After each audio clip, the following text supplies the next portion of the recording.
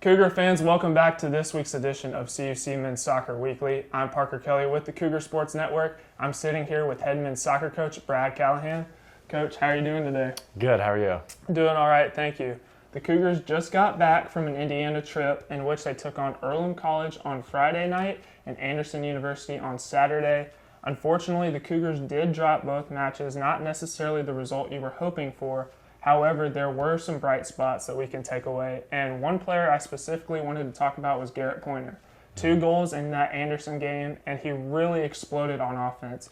How impressed were you with Pointer's performance? I was impressed. I think he does a good job. His making of runs up top has been getting better, smarter, reading the game. That's something we've been talking about, is when to check to the ball, when to make runs in behind, so just kind of reading the game, where the defense is, what they're giving us. So I thought the one was a PK against Anderson, and the second goal was a real nice ball that Alex, our center back, played him, and then Garrett got on the end of it. And so in that situation, Anderson was kind of playing a high line. Garrett had space to run in behind, so I thought he identified that well and got him there. He's done well. And the Cougars took on St. Francis yesterday, and the defense kind of really struggled in that first half. However, it was a quick turnaround, I'd say, in the second half. The Cougars did not concede a goal in the second half. Garrett Pointer again scored the lone goal of the match for the Cougars. What were your takeaways from the team's second half effort?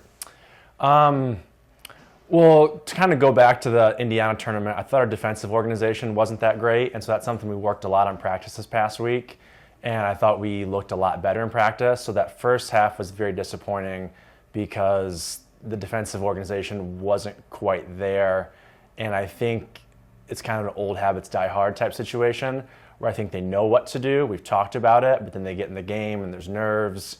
And so I've just told them, relax, make sure you're mindful, make sure you're thinking about what you're doing. Too many times what we have happen is 2 guys step to the ball, leaving 1 man open. And so the guy in the ball will quickly pass the open man, and then he'll be in. So it's just very simple, just 1 person stay on the guy with the ball, 1 person stay on the open man. And a couple of those goals yesterday were just tactical mistakes like that. So we talked about that at halftime. The defense was much better in the second half, had a little more possession as well. And that's something we need to work on so we can play less defense, is keeping the ball more. And, I know we don't have quite as many technical players as the previous season, but I think it's time for some of these guys to really step up. And then I'm urging them to work on their technical ability, work on their technical skills, so that way we can keep the ball a little bit longer. And I think that we're seeing improvement there as well. Is maintaining the ball on offense going to be a major point going forward so that the team has more time on defense, or how does that dynamic work? Definitely, yeah. I think especially in the Indiana tournament, against Anderson, we were tied 3-3 with about 20 minutes left, and you could just see the defense was fatigued. We don't have a lot of subs. And then, we weren't keeping the ball as much. So I think, and also with keeping the ball, it's going to be the technical ability, but also the movement off the ball. Something I was talking to the guys about was you got to finish your run where you want the ball, not start. So sometimes I think we're a little bit stagnant with the movement off the ball. One of our real good midfielders, Spencer Nicholson, had a concussion. So he hasn't played the last 3 games. He'll be coming back, so I hope that will help. And then I hope things we're working on in practice will help. And today we're actually going to do a little bit of reflection, mindfulness exercise for the players to really understand, diagnose maybe what they've done incorrectly, how they can fix it going forward, and in a very positive light, though, so that we can improve as a team and get better results. And let's fast forward to this weekend. The Cougars have 2 more non-conference matchups this weekend before conference play begins next weekend, as the team will travel to Rockford.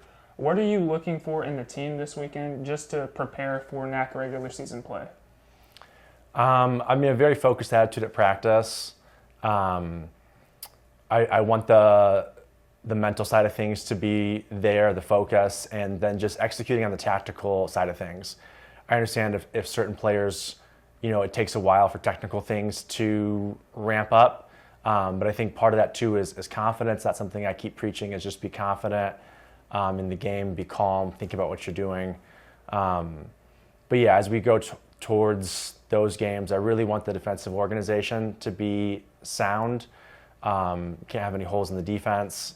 And then keeping the ball, going forward more, building out of the back, keeping the ball, working through the midfield, the forwards.